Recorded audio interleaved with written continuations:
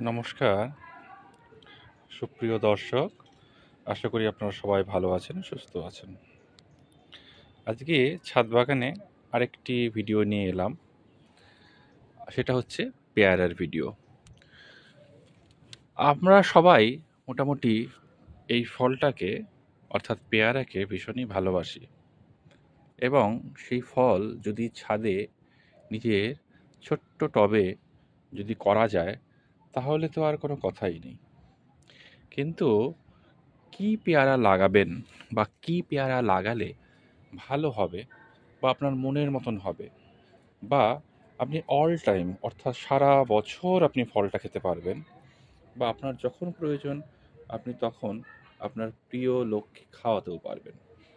তো এরকম একটি ভিডিও নিয়েই আজকে আমি এলাম। সেটা হলো এই ছাদ বাগানে পেয়ারা চাষ। আপনারা নিশ্চয়ই জানেন যে আমি ছাদ বাগানে বিভিন্ন রকমের ফুল ফলের গাছ করি। দেখুন, এই কুল থেকে শুরু করে গাঁদা ফুল থেকে শুরু করে আপনার শিম, লাউ, হ্যাঁ, এই যে লাউ, শসা, তারপর হচ্ছে ফলসা, আখ, বিভিন্ন রকমের সব, এই জামরুল, এই ডালিম। আমি ভিডিও এক এক করে সবই দেব। আপনারা নিশ্চয়ই আমার সঙ্গে থাকবেন এই আশা করব। তা আজকে যেই ভিডিওটা করব সেটা হলো পেয়ারা। দেখুন, আমি কিন্তু এই মাত্র 10 ইঞ্চির একটি টবে এই পেয়ারা গাছটা বসিয়েছিলাম।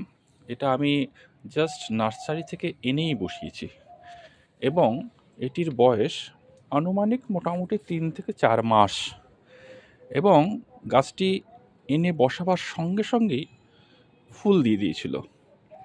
আর যেহেতু ফুল এসেছিল, আমি প্রথম টেস্ট করার জন্য যে ফলটি কেমন হবে সেইটি দেখার জন্যই কিন্তু আমি ফুলগুলোকে ভেঙে দিইনি।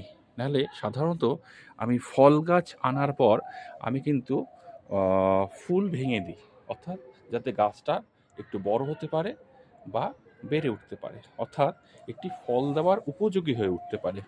কারণ ফল দেওয়ার উপযোগী না হলেই যদি আপনি আগেই ফল নিয়ে নেন তাহলে গাছটি নষ্ট হয়ে যেতে পারে। সেই জন্য কখনোই ছোট গাছে ফল নেওয়া উচিত না।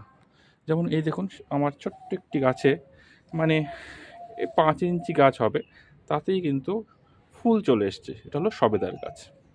কিন্তু আমি এখনই ফল নেব না। এখনই যদি আমি ফলের মায়া করি তাহলে কিন্তু গাছটি নষ্ট হয়ে যাবে। দেখুন, প্রত্যেকটা মুখে মুখে প্রচুর কুঁড়ি, কিন্তু এই ফুলগুলো দেখুন অলরেডি ফল সেট হওয়া শুরু হয়ে গেছে। এই দেখুন, এখানে 3টে মাত্র পাতা, তাতেও কিন্তু কুঁড়ি। তো যাই হোক, আজকে আমি পেয়ারার কথা বলছি। তা এই পেয়ারাটা কিন্তু আমার সবার প্রিয় G8 পেয়ারা।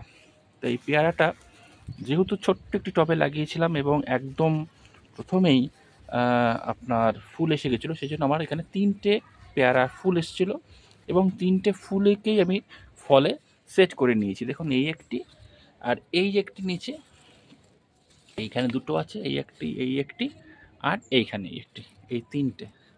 তার মধ্যে এই ফলটা মোটামুটি বেশ কিছুদিন হয়ে গেল।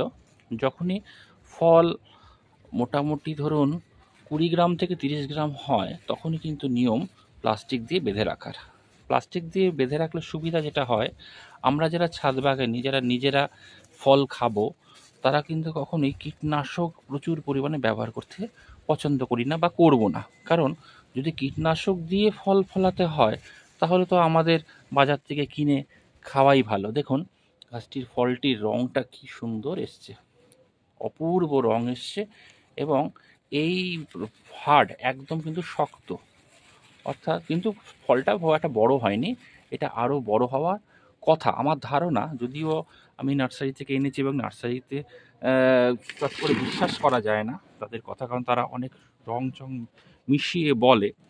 তা যাই হোক, কীরকম হবে সেটা আগে নিজেকে যাচাই করে দেখতে হয় যে নার্সারি যেটা বলেছে সেটা ঠিক বলেছে কি না। এটা G8 পেয়ারার মতন আমার লাগছেও না, যদিও আমি G8 বলে আমি পেয়ারাটা কিনেছিলাম। তো এখন খেলে বোঝা যাবে পেয়ারাটা কীরকম, এর রঙটা কীরকম ভেতরে। এটা আরও আশা করছি 2-1 দিনের মধ্যে খাবার উপযোগী হয়ে যাবে। এছাড়া পেয়ারা সাইজটা বড় হয়নি, যদিও আমি আবারও বলছি গাছটি কিন্তু একদমই ছোট।